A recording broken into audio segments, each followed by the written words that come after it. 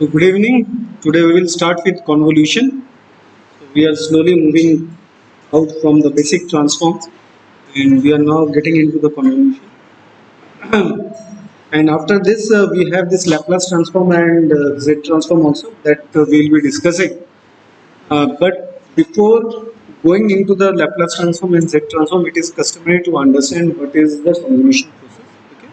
Because it is one of the fundamental mathematical operation and it is used to find out the output of a system given an input system and the system's impulse response are given. Okay, and this convolution is true for the LTI system, linear time invariant system. So for a so what does this mean is that if we are given with the information about the LTI system, the information means the system's impulse response, and if we have what is the input that we want to give to that system, then we have to apply this fundamental mathematical operation to get the output of the system. Okay, so previously we have seen that if you are given with this LTI system whose impulse response is given by h of n and input is say x of n, then our output it will be given by y of n, which is equal to xn convolution of h of n. Okay. So this convolution it plays an important role in filtering, in analysis, and also in modifying signals, and hence it becomes a very important mathematical tool. Okay, in the signal processing aspects, including this biomedical signal processing. Okay.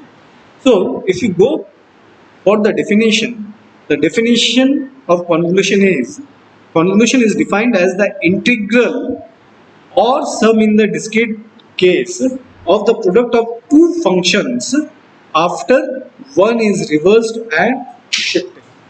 Okay, so what it says is that it since we would be mostly dealing with the digital signals, so we are interested in the discrete case. Okay, so what it says is that if we are having this signal x of n and we are having the another signal or the function h of n, then we have to reverse any one of the component.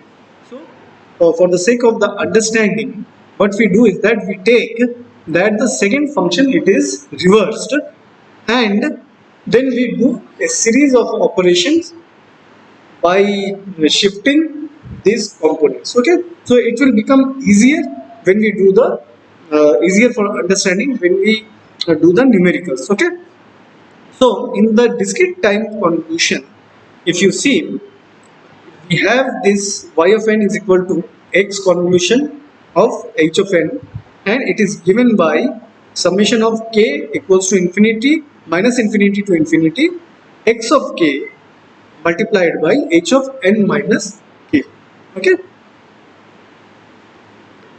so these are the steps that has been given. So one example is also been given, but it is not solved. So we will be going towards the next slide, where we will be looking into how we can solve the convolution sums. And once you have understood that, you will be able to understand or appreciate these numerical steps. Okay. So the first method is the sliding tape method, and it is the simplest method of doing convolution. Okay, say for example over here we are given with the signal x of n, which is given by 1 2 3 4. Okay, and we have h of n, it is given by 1 2 1, and if you see we have given the arrow beneath the first integers, that means our n equals to 0 1 2 3 in this case, and similarly n equals to 0 1 2 in the second case. Okay, so that means the origin is the first integer. Okay, so we have yn equals to x of n convolution of h of n. Now I have given this circular mark. So the presence of the circular mark, it is called this circular convolution. So we have convolution and again circular convolution. Okay. Now, in many cases, we do the circular convolution to get the linear convolution. Under normal circumstances, when we say the convolution, it is basically the linear convolution. Okay. So this output, it is given by the linear convolution. However, we can implement the linear convolution using the circular convolution also. So that's why you will find in many books both the convolution and the circular convolution, they are given interchangeably. Okay. So between linear convolution and, yeah, I will come. By the end of this lecture, you will be understanding what is the basic difference between the convolution and the linear convolution. Okay. So let us take the first thing, the linear convolution. So we have this x of n. As I told you, the second component you have to inverse it, and inverse means h of n, it will be transformed into h of minus of n, right? So here you can see we are having h of minus of n, we have just shifted it, time shifted it. Okay. Then for the calculation, what you have to do is that you have to take the xn, the upper part is the xn and the lower part is the this thing is the h of minus of n, and we have to write these numbers in such a way such that the origin of both the functions, they overlap. Okay, they overlap. Now what I have to do, under this condition, when both the origins, they are matching, the n would be given as 0. The n would be given as 0. So under this condition, when both the origins are matching, we would be calculating y of 0 because n is equal to 0 at that point. Okay. So how do we calculate?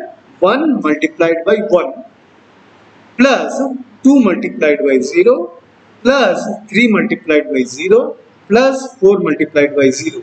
Okay. Plus 0 multiplied by 2 plus 0 multiplied by 1. Okay. So rest of the things, it becomes 0 and we are only left with 1 multiplied by 1, that is 1. Okay. Then in the next step, what we will be doing, we will be shifting the second function one step towards the right, and when we shift one step towards the right, so n is 0, 1, 2, 3, minus 1, minus 2. So this comes over here. So this is overlapping with 1 of the original signal. Okay. So we will be calculating basically the y1. Okay. So here I have shown this. So this is x of n and this is h minus n. So 1 multiplied by 2, 2, 2 multiplied by 1, 2, 2 plus 2 equals to 4, and rest are 0, so I am not going for that. So it has become y of 1. In the next step, what I will do, I will move it over here under 3. So what I will be getting, 0, 1, 2. So this origin will be coinciding with the n equals to 2. So I will be getting y2. So what I will be getting here, 3 multiplied by 1, 3, then 2 multiplied by 2, 4, then 1 multiplied by 1, 1 equals to 8. Similarly, we can go for the 3, 4, 5 and you will be getting all the things, and thereafter if you still slide this, so what you will be getting, 0, 0, 0, because after that we are having 0, 0, 0 like this. So this is in the positive half. Suppose we were having some components in the negative domain also, then we had to shift it in the negative from the origin, we had to shift it towards the left hand side also, and that would have given us y of minus 1, y of minus 2, y of minus 3 in this way. Okay. So in this case, what is happening? Yn equals to 1, 4, 8, 12, 11, 4. Okay. So what is the length of x? Length of x is 4. 1, 2, 3, 4. What is the length of h? The second function? It is 3. 1, 2, 3. So we are having 3. Okay. So what should be the length of the output? The length of the output is Lx plus Lh minus of 1, which is equal to 6. And let's see whether we have got the 6 components or not. 1, 2, 3, 4, 5, 6. We have got the 6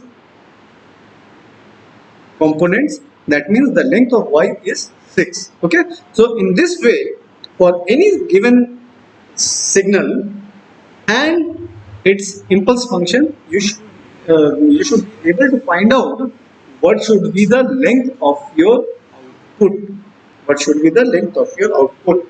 Now, in the second case, if you see, I have taken the same series, but I have changed the origin position. Okay.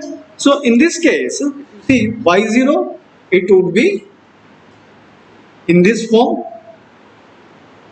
2, 2, 1, 2, 2, 1, 1, 2 and 1. Okay, then up to infinity it can go. So in that way, if you see, we got y0, y1, y2, y3, y4, 1 less than this y5. Okay, and in the negative half, we also got a value. Okay, in the negative half also we got one value. So our output would be 1, 4, 8, 12, 11, 4. See, the values are same. What has changed? The origin has changed. Okay. So in the output, the origin at y0 we will be getting in the second case the 4. Okay. Now the thing is that where suppose you are doing long calculation, where you will be, or by other methods, we will be looking into those methods a few moments after this. So if you are given with these numbers and you have done the calculations, where you will be placing your this origin. Okay. So the thing is that if after the origin in the xn, you will be finding how many points are there. 1, 2. For this one, hn, after the origin we are having 1, 2. So 2 plus 2, 4. So in the output, what you will be doing? 1, 2, 3, 4. So after the fourth component, you will be placing the origin. And the fifth. Okay. Suppose I would have got another 5 over here. So it would have become 3. Okay, 1, 2, 3, 4, 5. So my origin would have been on the 6th place. 1, 2, 3, 4, 5. Then it would have been over here. Similarly, if you see over here, after origin in the first case, we were having 1, 2, 3, and over here 1, 2, 5. Okay. So where is the origin? 1, 2, 3, 4, 5, and on the 6th place it is the origin. And since in both the cases we are having the starting point as the origin, so we knew that this would be the origin. Okay. So if there are no arrows given in the signal components beneath any signal component, that means your first number is your origin. Okay. So in this way, you can find out where you should place the origin. Is it clear to all of you? Okay, good. Now coming to the tabulation method. In the tabulation method, what I will do? I will be placing 1, 2, 3, 4, and again 1, 2, 1 in the same order. 1, 2, 3, 4, 1, 2, 1. Then I will go for the multiplication. 1 multiplied by 1, 1. 1 multiplied by 2, 1 multiplied by 3, 3, 1 multiplied by 4, 4. So in that way you will be filling up the matrix, and then you will go like this. 1, it comes over here. Then here we are having 2 plus 2 4, this comes over here. Then over here we are having 1 plus 4 5 plus 3 8, it comes over here. Then we are having this thing 2 plus 6 plus 4, it is comes out to be 12, 8 plus 3 11, then 4. Now when you are doing this this maths using the tabulation method, what is happening? What is happening? You don't know where the origin is. So you have to use the previous method that I taught you to find out the place of the. So suppose in both the cases the origin were the first points. So what was the length? 1, 2, 3, 4, 5. That means the origin would be in the sixth place. So we will be finding out in this way: 1, 2, 3, 4, 5. Then on the sixth place we will be placing the origin. Simple, done. Then comes the circular convolution.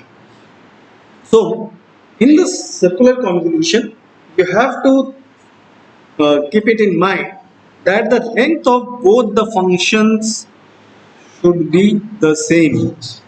However, in our case over here, what is happening? The length of hn is 3, whereas the length of x of n, it is 4. So what we have to do? We have to pad h of n with one single 0 to make it suitable to perform the circular convolution. Okay. So what happens? So if you see the xn, we will put it in this fashion in the column wise 1, 2, 3, 4. Then what I will be doing? I will be taking this up. Okay. Then this comes here, this comes here, this comes here. Okay. Then in the next step I will be taking it in this form. 3 will be coming at the top, and 4, 1, 2, then 2 will come over there, and h of n 1, 2, 1, 0. Okay. Now you have to do the matrix multiplication. So what should be the length? The length should be 4 by 1. So we get 12, 8, 8, 12. Okay. So here we have got this thing. But the problem over here is that our linear convolution says that the length should be 1, 2, 3, 4, 5, 6, 7, minus 1, 6. But here we are getting 4. So this property, it is called frequency, warping. Okay, this is called warping. Okay, so where the time domain signals, they get jumbled up. Okay, because when you are dealing with this convolutions, so what has happened? We want signals to be discrete in both time domain and the frequency domain. Okay, but in the time domain, what is happening? Since we are not taking sufficient number of the samples, so because of that, what is happening in the time domain, we are getting warping. In the frequency domain, we talked about aliasing. Okay, wherein if we do not sample the signal as per the Nyquist criteria, the low frequency component, they will be mingling with the higher frequency component. Okay, so herein what is happening is that due to the warping, that means overlapping of the time domain signals, because they are also repeating. If you remember the chart, in the time domain the signals are also getting repeated itself, right? Because we have time limited the thing. Even though we have time limited the thing, when we are performing the DFT and the IDFT, they are becoming what you call they are repeating itself in the time domain also, right? Now due to that reason, since we are not taking sufficient number of the time points, because of that we are getting the warping in the time domain. That means some of the frequency components, some of the time domain components, not the frequency component, the time domain components, they are getting mixed up. Okay, if you see some of the components like here, 8 and 12, they are also present over here. Okay, but some of the components, if you see, 11 plus 1, this, if you see, 11 plus 1 is 12, you have got 12. 4 plus 4, 8. So these components, these two extra components, they have added up with over there. Okay, so this is the problem with the circular convolution. Now, to avoid that, what we have to do, we have to find out the length of our output. Okay, length of our output from the linear convolution, for the linear convolution. So we know that the length for this to the signal, if we want to do the linear convolution, it would be 6. So we have to make this signal compatible to give an output of 6. Okay, so what we have to do, for the xn we have to add up 2 zeros. Okay, and for the hn we have to do 3 zeros, we have to add up 3 zeros, right? So see what I have done, 1 2 3 4 0 0. So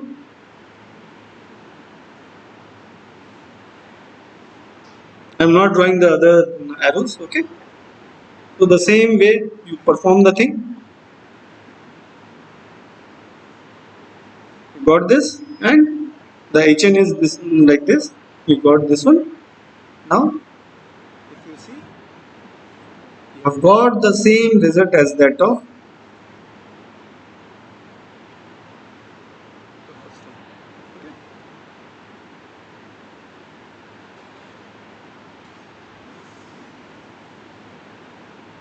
So the main key point is, if you get this kind of symbol, it is linear convolution, and if this is encircled with a circle, then it is a circular convolution. Okay. Now the actual mathematical treatment. Okay, what we are doing. So we are having this xn, we are having this hn. So xn equals to 1 2 3 4, hn equals to 1 2 1, n is given as minus 1 0 1 2. I have tried to make it a bit harder so that you understand the concept of this origin. Okay. So our equation, it said yn equals to summation of m equals to minus infinity to infinity x of n h of n minus n. So over here we have to calculate m lower value. This is the m, lower value of m. What is the lower value of m? Lower value of xl. Okay, x lower n value. So x lower n value is minus 1. So it comes out to be minus 1. M of h, higher limit of m, it is x of h. X of h is 2. So it is 2. Okay. Then n lower limit, because there are two variables, one is m and another is n. Okay, n lower variable, xl plus hl. Okay, xl plus hl, minus 1 plus 0, minus 1, and h of higher limit, x of h, h of h.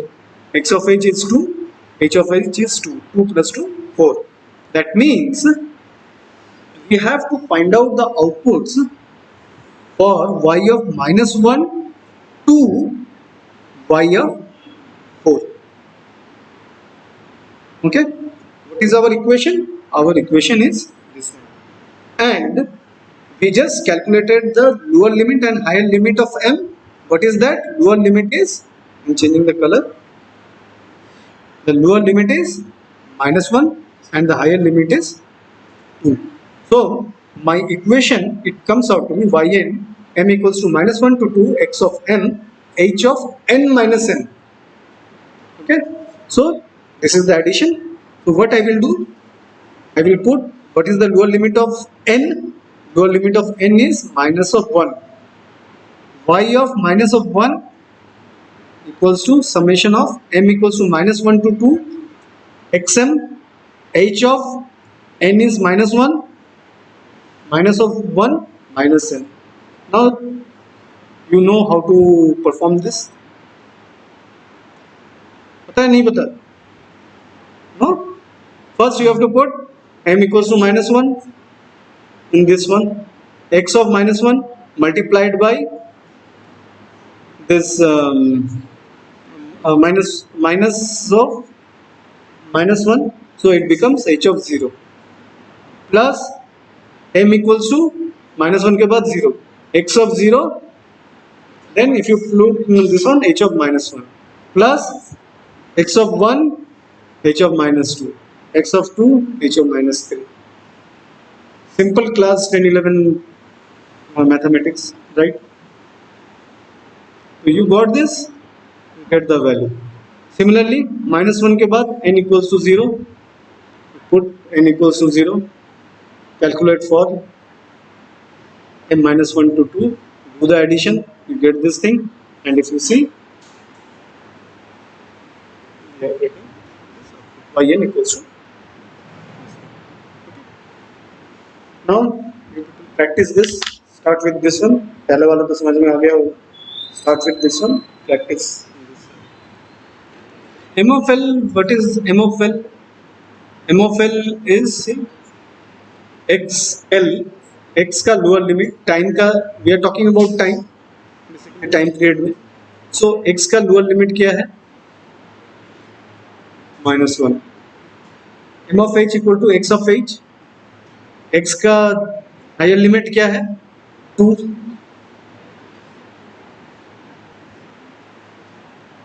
Any doubt? Anyone else?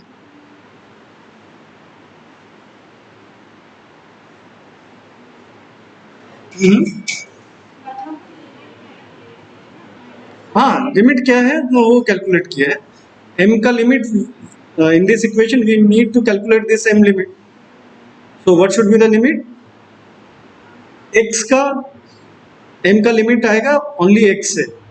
जहाँ पे आपका देखो सिर्फ only m variable है, तो वहाँ पे है xl. लोअर लिमिट क्या है x का? -1. हाईएस्ट क्या है? 2. ठीक है. n कहाँ से होगा? It would be a combination of both x and l. Okay, क्योंकि n का यहाँ पे अगर देखो we are considering both n and l. In this way you need to remember. m यहाँ पे सिर्फ x का है तो सिर्फ x से कैलकुलेट होगा. n का जब करेंगे n के साथ n is also associated, so we have to consider both n and n. एक n m n मतलब x and h. ओके, तो उसमें क्या होगा? लोअर लिमिट के लिए दोनों lower limit you need to add up. -1 + 0 -1. Higher limit के लिए